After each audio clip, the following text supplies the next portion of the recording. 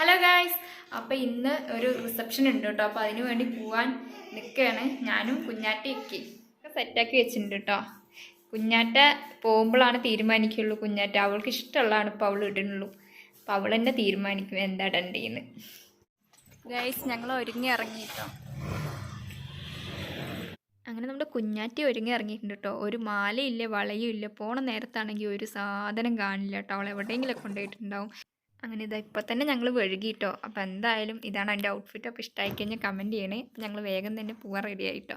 അങ്ങനെ ഇതാ പോയിക്കൊണ്ടിരിക്കുമ്പോഴാണ് കുഞ്ഞാറ്റിൻ്റെ മുഖം അത്ര ശരിയില്ല കേട്ടോ. ഉറക്കത്തിൽ നീപ്പിച്ച് കൊണ്ടുവന്നുകൊണ്ടാണ് തോന്നുന്നത്.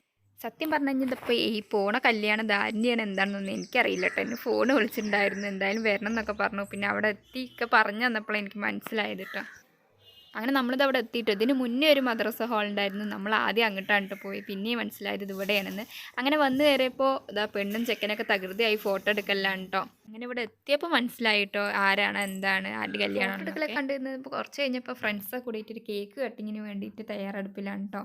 അങ്ങനെ ഇതാ കേക്ക് കൊണ്ടുനിന്നു. നോക്കുമ്പോൾ ചെറിയ കേക്ക്, ഇതൊക്കെ ആരൊക്കെ തിന്നുമെന്ന് ആലോചിച്ചിട്ട് ഞങ്ങളിങ്ങനെ നോക്കിയിരിക്കുകയായിരുന്നു കേട്ടോ.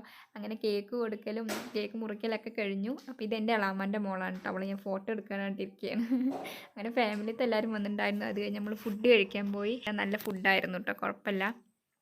ബിരിയാണി ഉണ്ടായിരുന്നു, പൊറോട്ട ഉണ്ടായിരുന്നു, പിന്നെന്താ പത്തിരി ഉണ്ടായിരുന്നു, ചിക്കൻ ഫ്രൈ ഉണ്ടായിരുന്നു, അങ്ങനെയുള്ള സംഭവങ്ങളൊക്കെ ഉണ്ടായിരുന്നു. അതൊക്കെ കഴിഞ്ഞ് നമ്മൾ ഇതായി ഇറങ്ങി.